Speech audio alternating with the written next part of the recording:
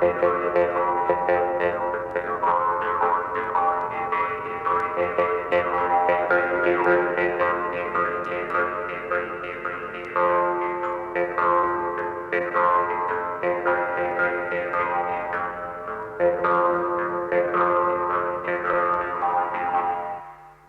passe une partie de ma vie au restaurant, c'est-à-dire au minimum 4 jours par semaine, à 2 repas par jour. Et qu'il est évident que sur le nombre de restaurants qu'on fait, il y a plus de mauvais que de bons. Mon classement en général, c'est sur 10 restaurants, 2 bons, comme celui-ci par exemple, un moyen passable et le reste médiocre. Manger à l'extérieur est aujourd'hui une nécessité dans la majorité des cas et la restauration, elle aussi, est devenue industrielle. Du coup, un mauvais équilibre alimentaire s'est sournoisement installé dans notre assiette. Trop de produits raffinés, déminéralisés, gras, exagérément caloriques et chimiquement traités. Il y a pourtant moyen de faire des choix dans une cantine, mais nous ne savons plus bien ce qui est nécessaire à notre organisme. Ainsi, personne ne touche aux corbeilles de fruits quand elles existent. Nous avons pris l'habitude de manger le plat du jour, vite, et sans y réfléchir. Cette manière de nous nourrir est le reflet de notre civilisation, et ce n'est pas sans raison que prolifèrent aujourd'hui les établissements fast-food. Ils répondent à 2 critères, manger rapidement et à bon marché. Nous n'avons effectivement ni le temps de nous attarder à table, ni les moyens de payer cher. Mais ces 2 conditions débouchent sur une alimentation extrêmement pauvre en éléments essentiels qui provoquent des carences et atrophient peu à peu notre sens du goût.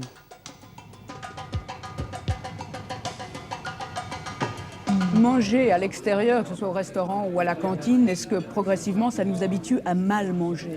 Je crois qu'on arrive à déformer le goût des gens, effectivement. J'ai 2 exemples à citer. Par exemple, l'exemple des enfants qui mangent dans les cantines scolaires. Je connais plusieurs enfants de mes amis dont le goût est complètement déformé, au point que c'est assez extraordinaire. On n'arrive même plus à leur faire manger du poisson parce qu'à la cantine, 3 jours sur 4, on leur donne des poissons industriels, préparés, panés, découpés en petits cubes. Ils sont des poissons vendus dans les grandes, soit pour les grandes surfaces, soit pour les cantines. Et ces enfants-là, ces enfants que je connais, ne mangent plus un poisson, plus un coquillage, plus un crustacé. Ils ont un phénomène de rejet. À parcourir les cantines scolaires, il semble évident que le phénomène de rejet a atteint la cote d'alerte. Les jeunes s'y nourrissent presque exclusivement de frites au ketchup, de pain blanc et de boissons sucrées. Mais ce choix est aussi dicté par des raisons économiques. L'assiette de frites coûte 2,50 francs et les adolescents ne disposent souvent pas d'une somme plus importante. Ou alors, ils préfèrent garder leur argent et mal manger. Dans ce collège, nous ne verrons qu'une élève se nourrir sainement, céréales, laitage et fruits préparés par sa mère. Les autres avalent une assiette lourde de calories et vide d'intérêt, où la reine frite triomphe. Ouais, merci. Je peux prendre le ketchup? Bien sûr. Puis moi aussi un peu ketchup. De voir ainsi la frite au hit-parade des cantines nous a conduit à l'OMS, où le responsable de la toxicologie nous met en garde contre les huiles chauffées à plusieurs reprises, qui développent des effets extrêmement nocifs, pouvant être à l'origine de tumeurs. On a trouvé que plusieurs de ces composés produisent des effets nocifs chez les animaux. Et pour cela que nous donnons un conseil très rigoureux d'utiliser l'huile seulement une fois pour frire. Et si vous voulez utiliser une deuxième fois, mais que le temps entre le premier choc thermique et le deuxième choc thermique il soit très bref. Les périodes entre le premier et le deuxième choc thermique doit être très court. C'est-à-dire quelques heures? Cela, c'est très difficile à dire, mais je dirais pendant la même journée. Nous avons voulu savoir ensuite si dans le propre restaurant de l'Organisation mondiale de la santé, cette recommandation était appliquée. Mais peut-être est-il aussi difficile de faire passer le message aux cuisines qu'aux autorités gouvernementales. Vous changez l'huile des friteuses tous les combien? Toutes les semaines. Ça vous semble suffisant? Oui, oui, ça suffit. Et donc les filtres, on les change tous les jours, hein. Nettoyer tous les jours à la machine aussi. Et ça semble suffisant. Après l'OMS, nous nous sommes rendus à la CE à Bruxelles, où nous avons fait le constat banal que les habitudes alimentaires de l'Europe étaient bien les mêmes partout. Les mauvaises habitudes aussi. Quelle quantité de frites faites-vous chaque jour? Chaque jour, c'est au moins 200 kilos. 200 kilos. Environ, oui. 150 à 200. Et vous changez l'huile tous les combien de temps? Ben, ça dépend. Il y a des moments que c'est tous les 2 jours ou soit tous les 3 jours. Ça dépend quel débit qu'on a. 2 ou 3, jamais plus. Non, jamais plus, non. La frite suisse n'a rien à envier à la frite belge. Dans ce collège genevois, comme partout ailleurs, elle reste ce qu'elle est. Un aliment sans valeur nutritive, gorgé d'huile, aux éléments dangereusement nocifs. Il n'empêche que les adolescents en font leur plat de résistance. Vous avez là des carottes et puis des frites. Qu'est-ce que les jeunes vous demandent le plus? Les frites. Toujours? En principe, vous pouvez toujours les frites et le potage. C'est ce qui marche le plus en principe. Et votre huile, vous la changez tous les combien? Ça dépend la quantité de frites que je fais. En principe, c'est toutes les semaines, à moins que si il y a énormément de débit, alors là, je change chaque 3 jours. Vous pensez que c'est suffisant? Oui. Mais la frite n'est pas le seul aliment contestable. Le pain, qui semble à première vue un des produits les moins dénaturés, a subi une totale transformation depuis le 19e siècle. De complet, il est devenu blanc. Du même coup, il a perdu la presque totalité de ses valeurs essentielles pour ne conserver surtout que les effets caloriques. À l'origine du pain, la graine de blé, formée d'une coque et d'un germe, où se concentrent minéraux, oligo-éléments, ferments et vitamines. Le centre de la graine, en revanche, contient essentiellement de l'amidon. C'est pourtant la seule partie qui sera conservée par le blutage. Dans un premier temps, les graines de blé sont broyées entre les divers cylindres du moulin. Il en résulte une farine grossière appelée mouture, mais qui à ce stade-là conserve encore tous ses éléments. C'est la farine complète. Dans un deuxième temps, cette farine pénètre dans des tamis industriels pour être blutée. C'est-à-dire que le son est séparé de la farine proprement dite. Le son, qui contient donc les parties riches du blé, sera vendu pour l'alimentation animale. Puis des tamis successifs raffinent progressivement la farine jusqu'à la rendre totalement blanche. À la sortie, elle aura ainsi perdu 70% environ de ses substances les plus précieuses. C'est maintenant l'importance de manger des fibres au niveau transit intestinal, prévention des cancers du côlon, etc. Alors on vous dit mangez du son, alors vous allez en pharmacie acheter du son à des prix fantastiques. Alors que les fibres, on les trouve dans les céréales complètes en quantité largement suffisante et qu'elles coûtent rien. Alors c'est là le paradoxe et l'absurdité. On les retire des céréales pour faire le pain blanc que vous voulez manger et vous allez les racheter après à 20 ou 30 fois leur prix en pilule. Plus c'est pas bon. C'est vraiment l'aberration complète. Comme première garantie de santé, il y aurait donc un choix simple à faire, celui de réintroduire le pain complet dans notre alimentation, car ce pain renferme des minéraux, des oligo-éléments, des fibres et des vitamines indispensables à la vie. Et on fait manger aux gens un peu n'importe quoi. Ça, c'est le revers de la culture de masse, du fast-food, de la quantité. C'est le revers de la citadinisation. Les gens qui habitent les villes ont perdu les contacts avec la nature, ne sont pas capables de reconnaître un vrai produit, les marchés se font rares, ils achètent dans les grandes surfaces, on leur donne des choses préemballées et ils ne savent plus très bien choisir. Et en ne sachant pas choisir, ils ont perdu la connaissance. Et la femme au travail aussi, c'était grave, car il n'y a pas la transmission entre la mère et la fille. Aujourd'hui, on n'a pas le temps. La femme travaille, ne fait pas la cuisine à la maison. On achète des choses toutes faites. Et finalement, on finit par être condamné à manger ce qu'on trouve. Ce qu'on trouve, c'est en surabondance une marchandise préemballée, hygiénique, aseptisée, raffinée, garantie, contrôlée. À l'image, en somme, de notre société. Depuis que nous avons succombé au charme de la grande bouffe, nous ne discernons plus vraiment ce que nous mangeons. Notre instinct a été débordé par nos habitudes alimentaires qui vont à l'encontre de notre santé.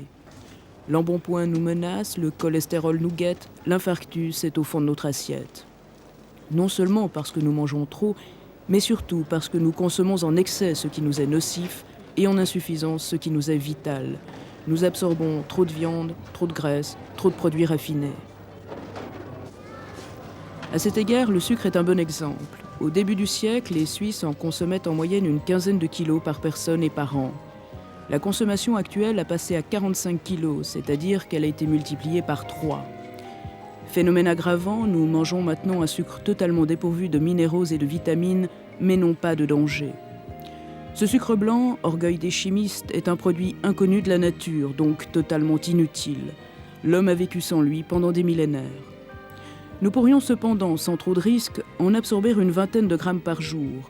Or, c'est 5 à 6 fois plus qui se déversent quotidiennement dans notre sang.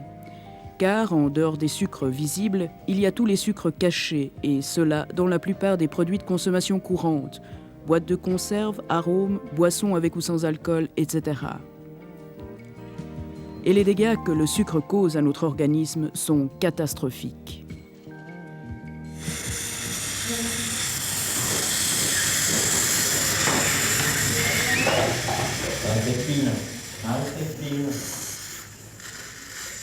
Cet enfant a 2 ans et demi. Sous anesthésie totale, on vient de lui arracher 4 dents et l'on tente maintenant de sauver les autres.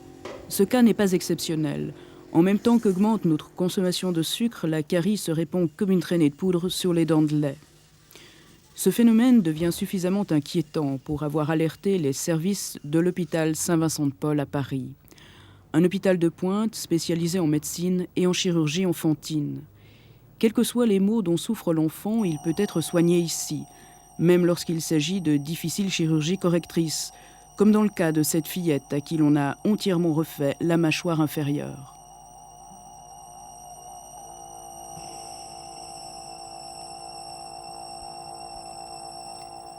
Mais depuis quelques années, la grande spécialité de cet hôpital, c'est l'attention portée sur la carie de la dent de lait qui fait de véritables ravages. C'est que les mauvaises habitudes se prennent tôt, dès les premiers mois de la vie, en suçant des tétines trempées dans le sucre ou bourrées de miel. Jugez plutôt du résultat. La tétine sucrée a carrément rongé les dents, creusant un trou dans la denture de cet enfant. Bien, madame, je vous présente madame qui est diététicienne, hein, notre collaboratrice.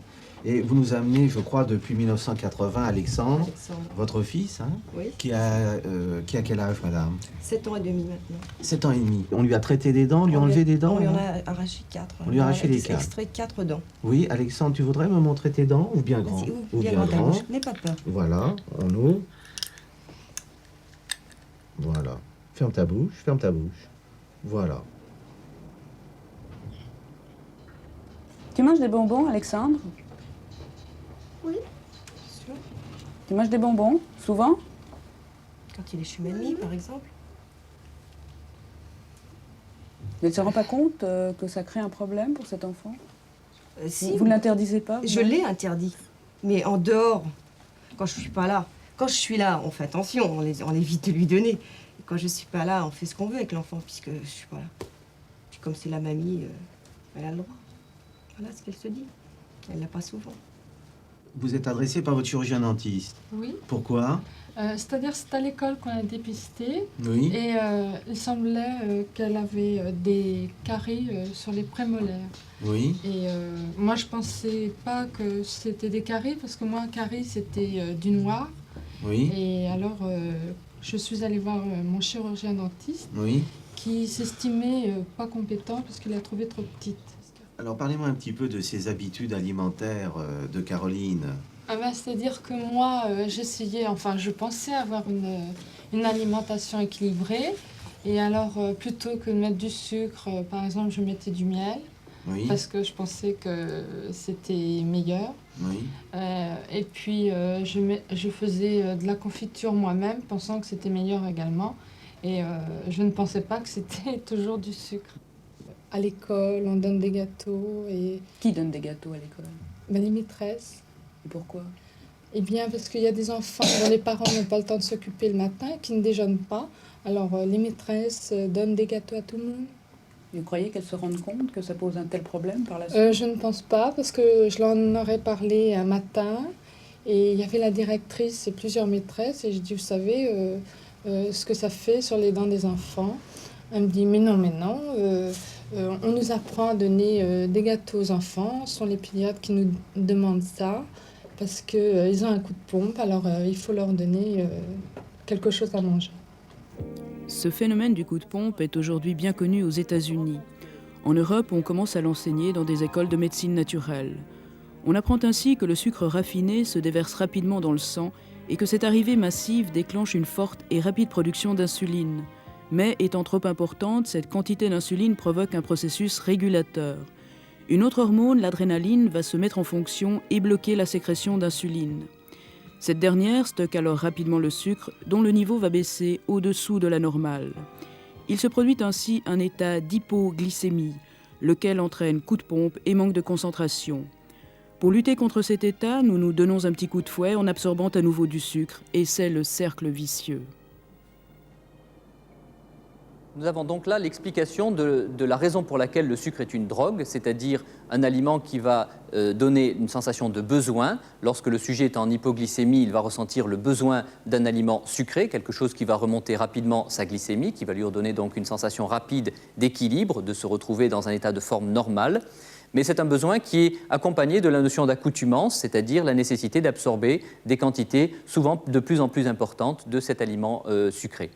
La conséquence donc de cela, c'est un mécanisme qui est tout à fait comparable au mécanisme habituel de la drogue, assorti de ces deux idées, c'est-à-dire l'accoutumance et la suétude, le besoin et le besoin de quantités de plus en plus importantes. Est-ce qu'on pourrait arriver à vraiment faire comprendre qu'il faut diminuer la ration de sucre? Je pense Ou qu'on est-ce que peut... c'est maintenant tellement entré dans nos habitudes qu'on ne peut plus y faire face? Je crois qu'on peut, mais avec beaucoup d'attention, beaucoup de différents corps de métier, comme des diététiciennes, des psychologues, des sociologues. C'est tout un ensemble nouveau de la pratique de l'odontologie préventive qu'il faut mettre en œuvre individuellement. Et je ne pense pas collectivement, car chaque enfant et chaque famille est particulière, à ses propres habitudes, à sa propre denture et à ses propres styles de vie. Donc, si vous voulez, la carie dentaire est une maladie de style de vie, particulièrement dans les pays occidentaux. Est-ce qu'il y a des exemples qui nous démontrent que c'est possible? Ah, bien sûr, vous avez un exemple précis. En Suisse, nous avons un de mes confrères qui est pédiatre, le docteur Béguin, qui a fait des travaux depuis de longues années sur le rôle et l'importance d'une alimentation naturelle, particulièrement en faveur des céréales complètes et des sucres complets. Et je pense que les travaux qu'il nous a donnés sont des travaux, j'allais dire, révolutionnaires, où le pédiatre, et vous voyez bien, le dentiste n'est pas le premier concerné, c'est le pédiatre, a son rôle à jouer dans la santé générale de l'enfant d'abord, mais particulièrement de la santé bucco-dentaire. Je vous conseille, mais vraiment, d'aller le consulter, de le voir, et il fait un travail remarquable de santé publique. C'est grâce à son livre et à ses travaux scientifiques que le docteur Max-Henri Béguin s'est fait connaître à l'étranger. À La Chaux-de-Fonds, sa ville natale, il poursuit depuis plus de 20 ans une étude portant sur des milliers d'enfants. En supprimant les produits raffinés de leur alimentation pour les remplacer par des aliments complets, le docteur Béguin a neutralisé la carie. Et toi, tu as quel âge? 11 ans et demi. 11 ans et demi. Alors tu ouvres aussi bien la bouche. Des enfants absolument sans carie, vous pouvez en présenter combien? Eh bien, actuellement, la moitié des enfants entre 2 et 16 ans qui viennent à ma consultation n'ont plus de carie dentaire. Ça représente quel chiffre? Et si j'en fais le compte, ça fait à peu près 1200 enfants à La Chaux-de-Fonds qui ont des dents parfaitement saines. 1200 sur un total de 3200 enfants qui participent à l'enquête qui se fait ici. Vous avez 1200 enfants sans carie sur 3200. Alors qu'est-ce qu'il advient des 2000 autres? Eh bien, les 2000 autres, ce sont ceux où les parents soit ont donné toujours le sucre blanc, ce qui devient assez rare à La Chaux-de-Fonds, soit qui ont fait que la moitié du chemin. Certains, par exemple, ont donné les aliments complets pendant les premières années de vie et ont bifurqué au cours de la vie. Quand les parents eux-mêmes n'ont pas réformé leur alimentation, il arrive un âge où les enfants mangent avec eux sucre blanc et pain blanc. Mais ce qu'il y a d'intéressant, c'est que même si l'enfant a reçu un quart de sa ration en sucre sous forme de sucre complet quand il était petit, il en garde le bénéfice pour le reste de ses jours. Et ici, j'ai un graphique sur lequel sont reportés plus de 6000 examens d'enfants, où on voit que la régression de la carie est directement proportionnelle au degré de raffinage des aliments. Un quart de sucre complet, les caries diminuent d'un quart. Moitié de sucre complet dans la ration de sucre total, on a moins de la moitié des caries. 3 quarts de sucre complet, il en reste moins d'un quart. Et dans les familles qui ont gardé le sucre complet, les caries sont extrêmement rares, à peine 0,5 dans caries sur 100 dents. Alors comment est-ce que vous êtes arrivé à ce résultat? Eh bien, grâce aux aliments naturels complets, et en particulier grâce au sucre de canne complet qui s'est révélé le meilleur aliment anti-carie. Ce sucre de canne complet, comme on l'a déjà vu, c'est le jus de la canne à sucre qui a été séché sans perdre aucun des éléments vitaux que la canne contient. Il contient tous les sels minéraux, toutes les vitamines, tous les oligo-éléments de la canne, à côté donc du saccharose, du glucose et du fructose. Et il livre au corps humain tous les éléments qui sont nécessaires pour une saine croissance des dents et pour un maintien de dents en état de résistance. Par rapport à ce problème de carie dentaire, est-ce que vous leur prescrivez aussi du fluor? Eh bien, si vous aimez que je parle du fluor, j'en ai employé un certain temps et j'ai vu que le fluor faisait double emploi avec les aliments naturels complets et qu'on avait même des cas de fluorose, d'atteinte de taches blanches sur l'émail des dents. Et depuis une dizaine d'années, je n'emploie plus de fluor quand les parents donnent des aliments naturels complets.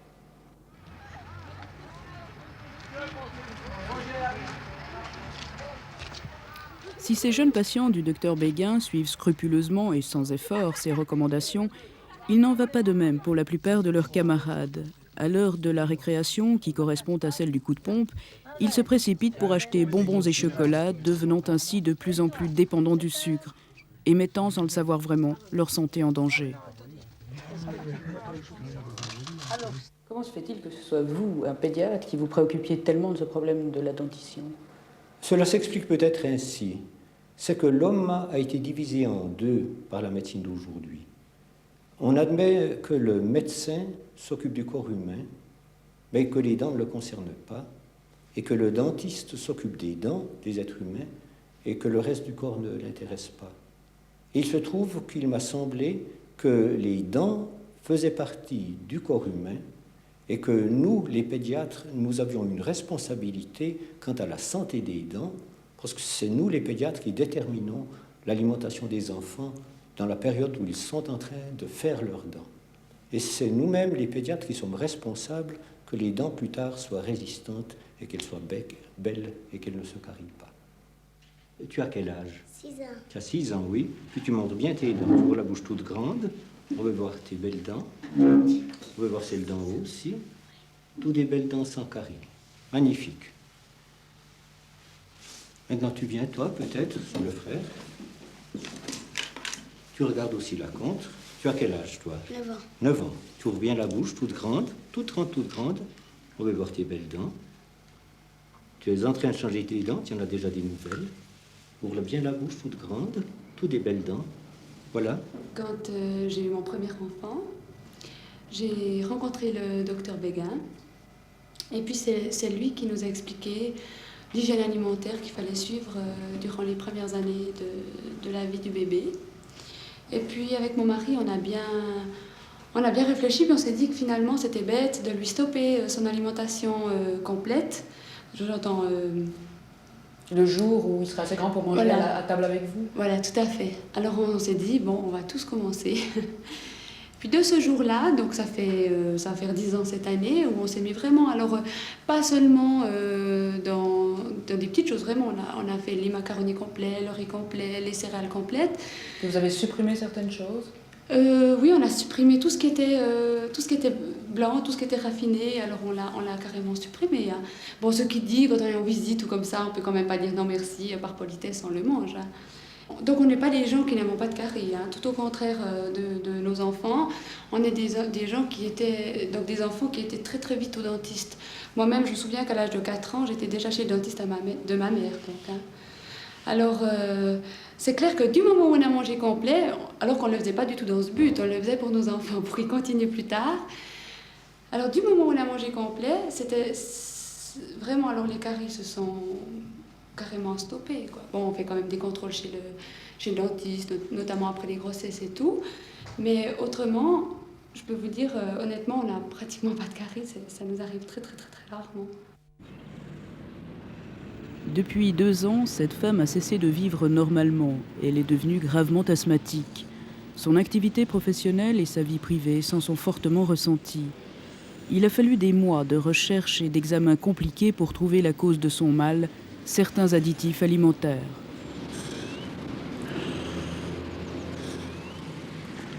prenez de l'air à fond, vous l'expulsez à fond et vous tenez jusqu'au bout du graphique. Depuis 2 ans, sa capacité respiratoire est contrôlée en permanence à l'hôpital de Genève. Devenue allergique aux additifs alimentaires, elle est aujourd'hui tenue de contrôler tous les produits qu'elle achète. Épices, additifs autorisés OCV. Additifs autorisés OCV, ferment lactique, conservateur des fruits, sorbate de potassium. Au royaume de l'alimentation, les additifs chimiques sont rois. Actuellement, on en compte plus de 2000. Sel stabilisant, acide citrique, tricitrate de sodium, colorant alimentaire. Pour nous aider à les avaler, les sirops ont pris des couleurs surprenantes, rouge vif ou vert agressif, qui n'ont rien de commun avec leur teinte naturelle. Il n'est que de mettre côte à côte des bouteilles de grenadine pour s'en convaincre. À droite, le sirop normal, à gauche, le sirop coloré. Certains yaourts sont maintenant colorés au jus de betterave, apparemment moins nocif. Mais l'étude toxicologique de ces concentrés de jus n'a pas encore été faite et l'OMS préconise la prudence.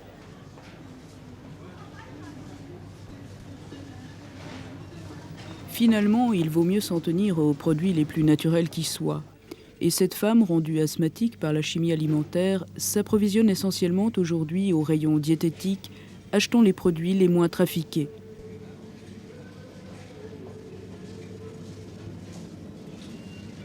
L'industrie prépare la quasi-totalité de l'alimentation des habitants des villes et même des villages.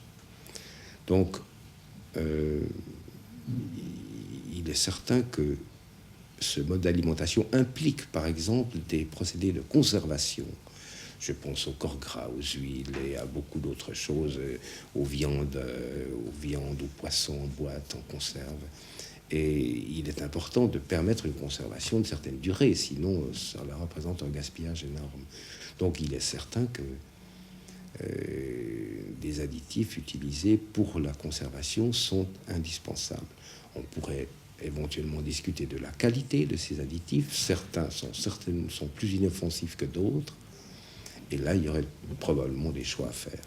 En revanche, les additifs qui visent essentiellement à l'amélioration de l'aspect, je pense à l'aspect coloré, mais il n'y a pas que ça, sont, je pense, totalement inutiles. Ce sont des additifs qui visent essentiellement à l'amélioration de la couleur, à une amélioration de l'aspect, de la consistance. C'est essentiellement à visée commerciale, n'est-ce pas? Parmi ces additifs, le colorant jaune, tartrazine, et le colorant rouge, érythrosine, entrent le plus couramment dans notre alimentation, des boissons sucrées au fromage fondu, des conserves au dessert. Ils peuvent provoquer de violentes allergies et sont interdits dans certains pays. La loi ignore un aspect médical, un aspect prévention du problème, n'est-ce pas? L'alimentation est tellement important, et il y aurait là une prévention relativement simple de problèmes qui ne sont pas nécessairement dramatiques et gravissimes, mais qui empoisonnent l'existence de beaucoup de gens. Est-ce qu'à votre avis, une meilleure alimentation pourrait diminuer le taux des allergies en créant peut-être un terrain moins favorable? C'est certain.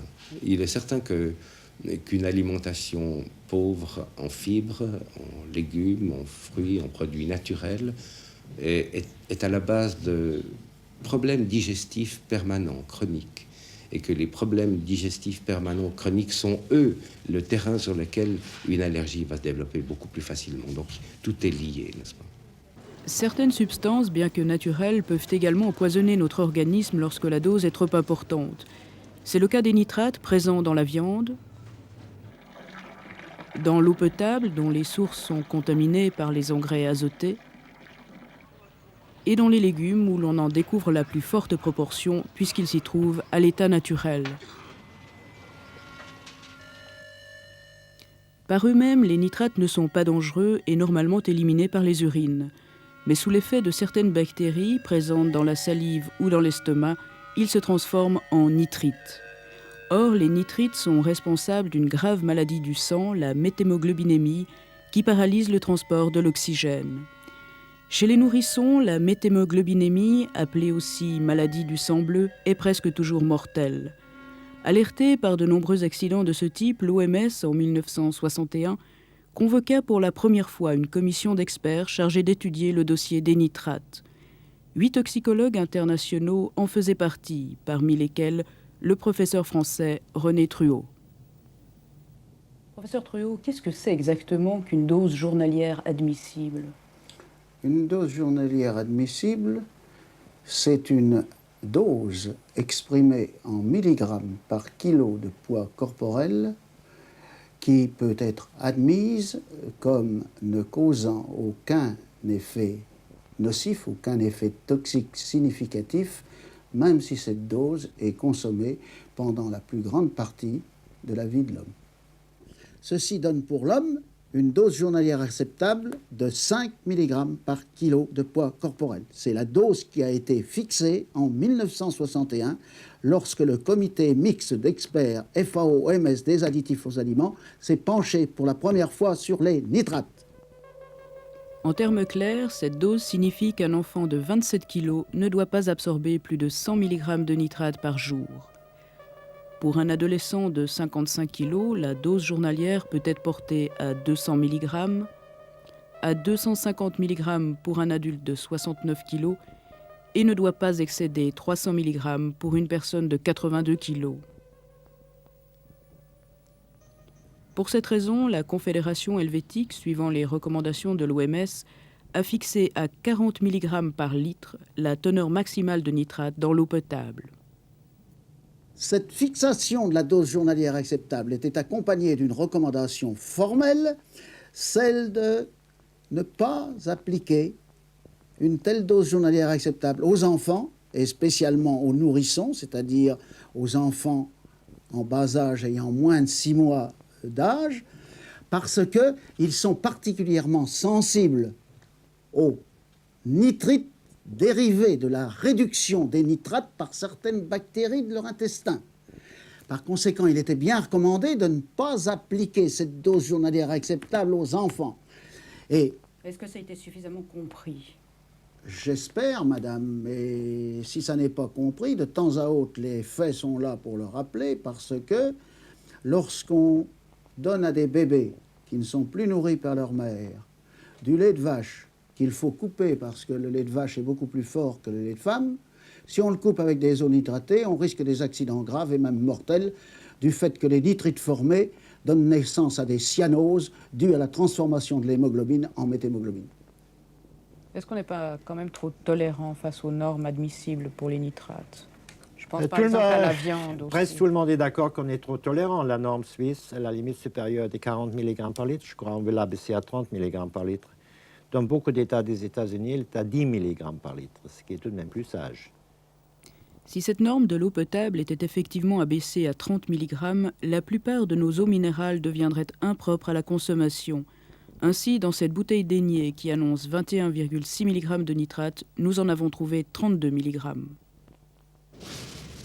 Les nitrates, sous forme de sel nitrité, entrent dans 80% des produits carnés, soit par un salage à sec, soit par immersion, soit enfin par piqûre.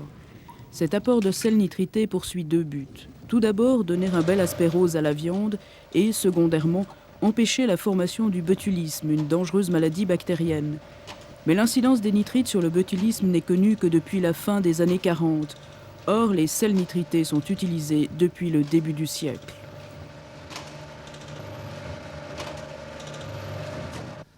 Avec les nouvelles techniques, l'industrie agroalimentaire, il est impensable que quand on va dans la Lune, on n'a que des nitrates ou des nitrites à mettre pour la préservation botulique.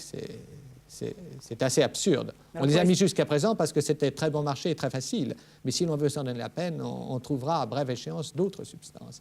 Et c'est là, je crois, la responsabilité des autorités qualifiées d'y veiller. La principale source des nitrates provient des légumes qui ne pourraient se développer sans eux. Mais pour qu'ils poussent vite et soient beaux à voir, on leur en fournit beaucoup trop actuellement. Et la culture sous serre empêche d'éliminer cet excès de nitrates. C'est ainsi que les épinards, les fenouils, les betteraves rouges ou les radis deviennent des légumes hautement nitrophiles. Mais le pire, parce que nous en faisons une grande consommation, c'est la salade paumée d'hiver. Depuis quelques mois, la presse et les associations de consommateurs ont alerté l'opinion publique, dénonçant les dangers d'une salade hivernale qui contient beaucoup trop de nitrates. Utilisant le même biais de l'information, les maraîchers suisses, à la veille de mettre 17 millions de laitues paumées sur le marché, ont lancé une contre-offensive, l'action Lapin Vert. Pour l'Union maraîchère suisse, tout va bien et la dose de nitrate est parfaitement acceptable. Mais il est bien évident que ces préoccupations ne sont pas les mêmes que celles des consommateurs. Oui, notre préoccupation, elle est d'ordre commercial. C'est-à-dire que cet hiver, on a vu que la consommation de salade a baissé très rapidement. Pourquoi? Parce qu'il y a eu quand même un certain matraquage, disons, de l'opinion publique dans la presse qui a fait que toute consommatrice pense que l'absorption de salade, la consommation de salade est dangereuse pour la santé. Ce qui n'est pas votre point de vue. Ce qui n'est pas mon point de vue, bien sûr, parce qu'il n'a pas été prouvé scientifiquement jusqu'alors que les teneurs de nitrate contenues dans la salade étaient dangereuses pour la santé humaine. Il y a pourtant eu des normes édictées par l'OMS. Il y a eu des normes édictées par l'OMS, mais aucun pays au monde, je dis bien aucun pays au monde, n'applique ces normes. Personne jusqu'à présent ne s'est préoccupé, disons, de ces normes. Seule la Suisse, depuis 2 ans, a fixé une valeur de tolérance à 3500 ppm dans les salades, qui était relevée à 4000 l'automne passé. À ma connaissance... Pourquoi est-ce qu'elle a été relevée à 4000 ? Parce qu'on s'est aperçu que 3500, dans le fond, était une norme beaucoup trop basse. Il y a 2 autres pays qui ont édicté des normes, c'est l'Autriche et la Hollande. L'Autriche est à 5000 ppm, la Hollande est à 7000. Alors vous voyez que nous, avec 4000, on est nettement en dessous encore. Mais comment vous expliquez justement cette différence entre la Hollande, par exemple, et la Suisse ? Bon, vous savez, moi, je suis un agriculteur, je ne suis pas un scientifique, alors je ne peux pas m'expliquer. Je ne m'explique même pas pourquoi on a fixé une norme. La norme autrichienne n'est pas de 5000 mg, mais identique à celle de la Suisse. Quant à la norme hollandaise, elle n'est pas fixée à 7000 mg, mais à 5000. Si elle est plus élevée, c'est que l'ensoleillement est moindre au nord de l'Europe. Or, moins il y a de soleil, plus il y a de nitrate. Les normes ne protègent donc pas la santé, puisqu'elles sont fixées en fonction de ce qu'on trouve dans les légumes. Alors, en dehors du danger potentiel posé par la transformation des nitrates en nitrites et puis de là en méthémoglobine émis dans le corps, il existe toute une famille de molécules qu'on appelle les nitrosamines, qui sont formées par la liaison entre un produit dérivé du nitrate, qui est le nitrite, et des amines. Et ces nitrosamines sont en majeure partie cancérigènes. 80% des nitrosamines testées sont cancérigènes. Alors, il est difficile d'éviter de consommer des amines, parce qu'on en trouve un peu partout, dans la viande, dans le poisson, dans le malt, le thé, les fromages par exemple. C'est pourquoi beaucoup de scientifiques recommandent de diminuer, alors ce qu'on peut un peu diminuer, c'est la consommation de nitrate. Mais ce danger des nitrosamines repose sur quoi? Quelles sont les preuves qu'on ait qu'ils soient dangereux? Alors, en laboratoire, si on traite des animaux avec des nitrosamines, on développe des cancers, ça c'est clair. Ces tumeurs cancéreuses ont été largement démontrées par les expériences effectuées sur des rats à qui l'on a injecté des nitrosamines. Ces documents montrant des tumeurs de la vessie, du cerveau, de l'œsophage et de l'estomac sont le résultat des travaux du professeur Rudolf Preussmann du Centre allemand de recherche contre le cancer de Heidelberg. Maintenant, il est beaucoup plus difficile de démontrer qu'une consommation riche en nitrate aboutit effectivement et de façon causale à un cancer dû à des nitrosamines. Mais ce que l'on a trouvé, alors largement depuis 1972-75 jusqu'à nos jours, ce sont ce qu'on appelle des corrélations positives entre la quantité de nitrate utilisée par exemple comme fertilisant ou bien que l'on trouve dans les eaux de boisson d'une certaine population donnée et la quantité de cancer de l'œsophage et de l'estomac en particulier développée par cette population. On appelle à ce moment-ci cette population à haut risque de cancer.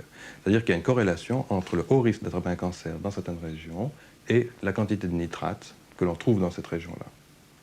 Par exemple, Armillo, Coulson en 1975, ou même d'autres chercheurs, Zaldivar aussi en 1975 au Chili, ont montré une corrélation très nette entre l'exposition d'une population au nitrate et un haut risque de cancer de l'estomac et de l'œsophage. Ceci a été aussi trouvé en Angleterre, aux États-Unis, en Iran et en Chine aussi, dans le cas de nitrates découvertes dans l'eau de boisson. Selon des déclarations diverses, la vitamine C inhiberait la formation de nitrosamines Et selon les maraîchers, il y en aurait assez dans les salades pour parvenir à ce résultat. Depuis 1972, on sait que la vitamine C peut empêcher la formation de nitrosamine si elle est consommée, par exemple, avec un repas riche en nitrates. Mais il faut faire très attention aux quantités utilisées. On ne peut pas dire tout simplement la vitamine C, si elle se trouve dans un légume ou un fruit que l'on emploie dans notre alimentation, fait que cette alimentation peut être riche en nitrates sans danger. Ceci est parfaitement faux. Les travaux, par exemple, de Mirvish en 1972 ou bien de Oshiba et Bartsch, encore beaucoup plus récents, de 1980 et 1982, ont effectivement montré que l'utilisation de vitamine C dans la diète diminuait ou même inhibait complètement la formation de nitrosamine, mais ils ont employé 3 fois plus de vitamine C que de nitrate. C'est-à-dire que si l'on consomme, par exemple, à un repas 300 à 400 mg de nitrate, il faudra, pour inhiber la formation de nitrosamine à partir de ces nitrates, consommer également quelque chose comme 600 à 800 mg de vitamine C. Alors ceci, il est exclu qu'on trouve une quantité aussi grande de vitamine C dans des légumes courants, surtout pas dans les salades, qui sont relativement pauvres en vitamine C. Pour en avoir le cœur net, nous avons décidé de faire analyser la vitamine C des salades paumées. Nous nous sommes donc rendus à Lausanne, place de la Sala. Nous avons acheté dans la même heure 2 salades à la Migros, 2 autres à la Coop et 2 autres encore dans une épicerie. Puis nous avons porté ces salades à quelques pas de là, à l'Institut suisse des vitamines, pour les faire analyser.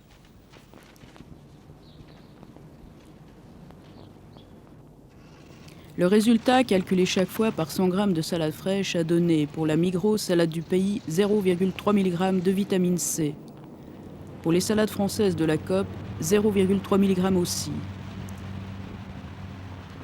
Et pour les salades vaudoises de l'épicerie, 0,4 mg, ce qui revient à dire que la teneur en vitamine C des salades paumées est insignifiante. Pour l'exemple, le jus d'une orange contient 130 fois plus de vitamine C qu'une salade paumée à poids égal. Il serait ainsi nécessaire, pour détruire les nitrates de cette petite salade de 31 grammes, de boire dans l'heure qui suit son ingestion le jus de 4 oranges pressées. Alors les salades, c'est presque une tragédie, n'est-ce pas? Parce que les gens mangent les salades pour leur santé. Or, les salades sont évidemment utiles pour assurer un transit intestinal normal parce qu'ils contiennent des fibres. Mais les salades ne contiennent pas de traces de vitamines. Les gens mangent ça pour les vitamines et en réalité, ils consomment des nitrates. Et des nitrates qui sont potentiellement toxiques pour eux. Alors, est-ce qu'il ne vaudrait pas mieux arrêter de manger de la salade en hiver? Ce ne serait probablement pas une mauvaise idée.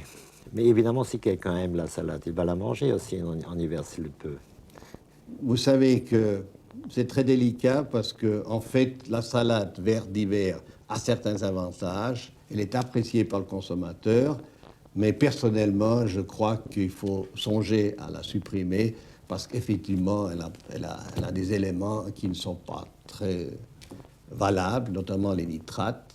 D'autre part aussi, les salades d'hiver utilisent davantage de fongicides, c'est aussi un problème.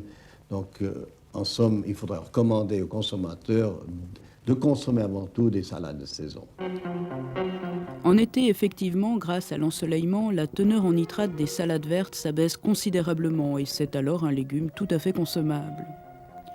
Ce qui est vraiment grave, été comme hiver, c'est l'accumulation des nitrates dans notre alimentation. L'analyse que nous avons faite de ce repas léger le prouve. Plus de 247 mg de nitrate dans ces radis, 5 mg dans le pain, 25 mg dans ces tranches de jambon, 92 mg et demi dans la salade, 14 mg et demi dans cette banane et 7 mg et demi dans cette eau d'arquina qui annonce 13,4 mg de nitrate alors que nous en avons trouvé 28,6 mg par litre. Au total, cette personne aura donc avalé 392 mg de nitrate, soit près du double de la dose journalière autorisée correspondant à son poids. Par conséquent, il lui faudrait avaler le jus de 44 oranges si elle voulait en détruire les effets par la vitamine C. J'ai bien peur, ma chère amie, que malheureusement, le processus de fixation des normes ait été fait beaucoup plus pour faciliter le travail des producteurs d'eau potable, des producteurs de légumes, des producteurs de charcuterie, que pour souvent, et je dis une chose affreuse, veiller à la sauvegarde primordiale de la santé des consommateurs. Elles ont été faites souvent en ordre détaché, produit par produit, en considérant que ce produit était la seule source d'ingestion. Je pense qu'il y a là un travail de base à refaire sur précisément la base maintenant des conseils de l'OMS, à refaire des normes dont l'accumulation culmine justement aux 200 mg journaliers, qui à mon avis sont déjà une dose très, très élevée, comme l'OMS le dit bien. Donc je pense qu'il y a un réajustement total à faire des normes, de l'eau potable, des légumes surtout et de la charcuterie, pour faire que toutes ces normes cumulées soient au-dessous de 200 mg au taux actuel d'aliments ou de liquides absorbés. Bien sûr, tout ce que je dis là, c'est mon avis uniquement personnel et je ne parle aujourd'hui, comme vous le savez, ni au nom d'aucune organisation internationale, ni au nom d'aucun gouvernement. Donc c'est uniquement l'avis personnel de Gérard Dorin qui est émis. Je m'empresse de le dire. Mais je pense que la plupart de mes collègues, experts, différents pays qui travaillent avec moi, ont un avis probablement très, très similaire. Une chose est sûre, c'est qu'aujourd'hui, les normes d'hygiène sont plus ou moins bien respectées et les accidents dus à des bactéries alimentaires de plus en plus rares. On ne peut donc pas dire que la nourriture nous empoisonne au sens strict du terme. Mais cette nourriture est carencée et ne répond plus alors aux normes élémentaires de la diététique. Notre responsabilité aussi est en cause. Nous mangeons actuellement près de 100 kg de viande par an et par personne, ce qui est très excessif. Nous mangeons également trop de pain blanc, de graisse, de sel et de sucre. A l'inverse, nous consommons insuffisamment de céréales, de légumes et de fruits qui sont pourtant indispensables à notre santé. Il en résulte des carences de plus en plus prononcées qui sont à l'origine des maladies les plus banales comme les plus graves. Aux États-Unis, de récentes statistiques laissent entendre que 60% des causes de décès seraient associées à de mauvais régimes alimentaires. Et chez nous, quel sera demain le prix à payer à cette forme de malnutrition ?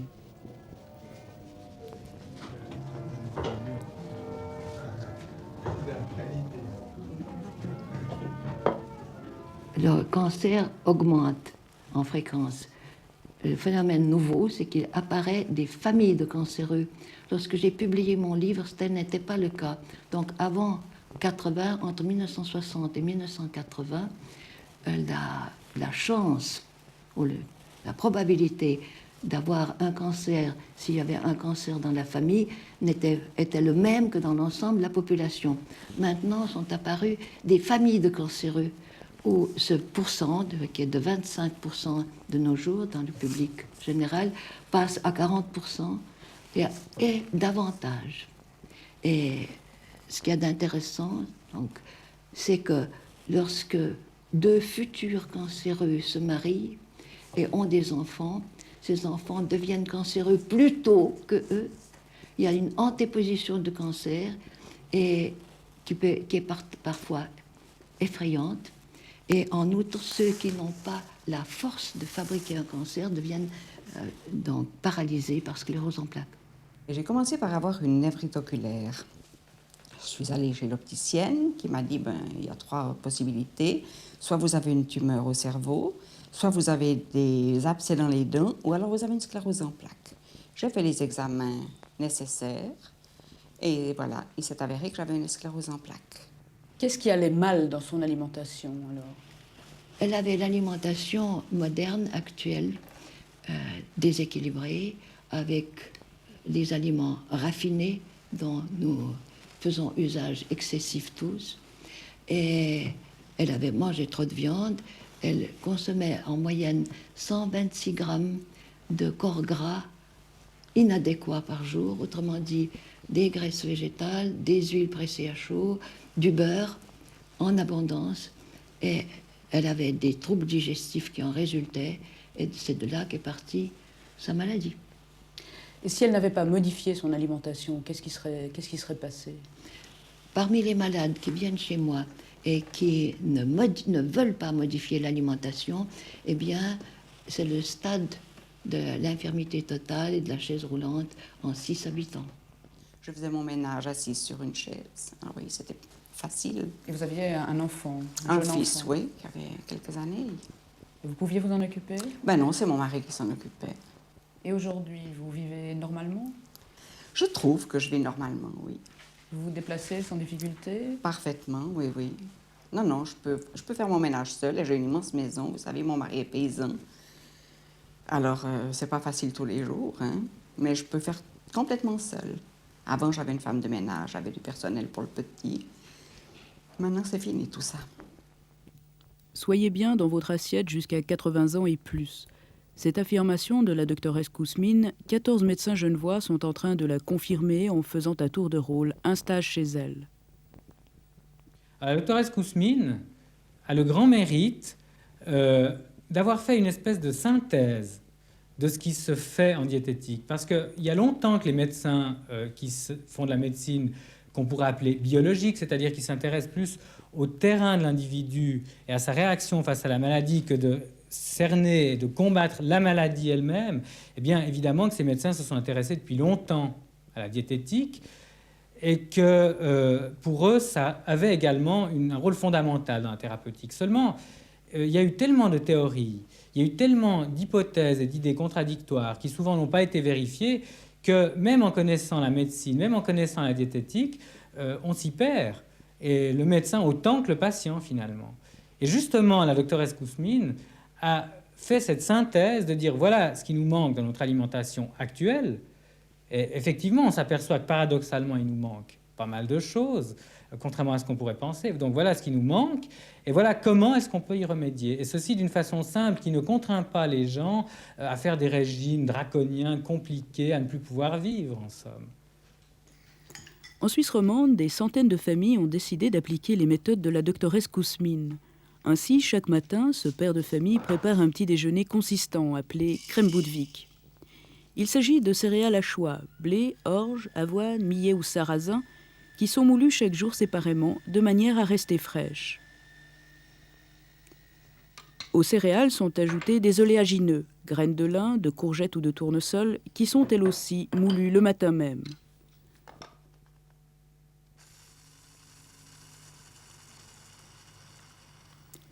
Du fromage blanc sans matière grasse donne une certaine consistance à la crème Boudewijk et favorise l'émulsion de l'huile. Les quelques cuillerées qu'on en met proviennent toujours d'une huile pressée à froid, qui a donc conservé naturellement les précieuses vitamines E et F. Les céréales et les oléagineux moulus sont alors rajoutés à leur tour au fromage blanc. Enfin, et selon la saison, des fruits passés au mixeur sont incorporés au tout. Le sucre qu'ils contiennent est amplement suffisant pour le goût. Cette crème Boudewijk renferme ainsi les éléments indispensables à notre santé. Vitamines, oligo-éléments, minéraux, protéines et sucres à assimilation lente. Et vous avez fait ce choix à la suite de quoi? Pourquoi? Eh bien, une réflexion concernant l'alimentation et se rendre compte que ça vaut la peine le matin d'avoir un petit déjeuner qui apporte beaucoup de choses. Le premier repas de la journée étant le plus important. Il y a le fameux proverbe qui dit « déjeune comme un empereur, dîne comme un prince, et le souper comme un mendiant ». Alors j'ai appliqué ça. Et vous avez vu des transformations déjà? Ah bah disons dans la santé de mes enfants, je dois dire depuis une année et demie, pas de rhume, pas de grippe, pas d'angine, rien du tout, pour moi aussi. Forme physique, résistance, je trouve que vraiment c'est quelque chose de valable. Premièrement qui est facilement assimilable et puis deuxièmement qui nous permet de rester bien en forme. Vous êtes d'accord avec la théorie de la doctoresse Kousmine? Je suis d'accord avec ses principes diététiques, avec sa manière de considérer le traitement des problèmes pathologiques. Et je pense qu'elle a apporté des éléments extrêmement intéressants et d'une indéniable valeur scientifique dans sa conception de l'alimentation, de ce que doit être une alimentation complète, équilibrée. Et ceci repose sur de très longues années d'observation de patients qu'elle a soumis à ces différents régimes. C'est donc une démarche qui est parfaitement logique, correcte, cartésienne, scientifique, si vous voulez. Et je pense que d'ici un certain nombre d'années, elle deviendra très largement répandue aussi dans les facultés de médecine. Oui, on dit toujours ou souvent qu'une alimentation à base de céréales ou de légumineuses, c'est monotone. C'est la plus grave erreur. Il y a ici un exemple, mais un choix simplement partiel de ce qu'on peut trouver en matière de légumineuses et de céréales. Là, vous avez une variété de lentilles, mais il y en a des dizaines. Là, vous avez des haricots, là, vous avez de l'orge, là, vous avez des pois cassés, vous avez du blé dur, vous avez des pois chiches, vous avez du sarrasin. Là, vous avez de la polenta, de la semoule de maïs. Vous avez encore du sarrasin, de l'avoine, du blé tendre, du riz, du millet, du seigle. Vous voyez, et là, il y a de loin pas toutes les céréales, toutes les légumineuses. Alors qu'est-ce que vous imaginez d'un enfant qui naît aujourd'hui et qui serait élevé au hamburger, à la frite et au pain blanc? Oui, moi je dirais très, très pessimiste sur son avenir. Alors on peut toujours dire que c'est facile de faire des pronostics. Et là, je crois qu'il faudra se retrouver dans peut-être 20 ans ou 30 ans pour savoir si mes pronostics sont justes. Mais moi, mes pronostics, c'est que cette génération-là n'aura certainement pas la même espérance de vie que la nôtre, et que ces courbes d'espérance de vie, qui jusqu'à présent ont plus ou moins augmenté un peu partout de manière continuelle, elles finiront par plafonner et un jour ou l'autre par redescendre. Parce qu'on subira les conséquences, et on ne l'a pas encore subi, on ne les a pas encore vues, de ce mode d'alimentation. Finalement, la première génération qui se nourrit comme ça, c'est la jeune génération actuelle. On peut dire que les gens qui actuellement sont 60, 70, 80 ans, pendant leur jeunesse, ont une nourriture complètement différente de la nourriture courante actuelle.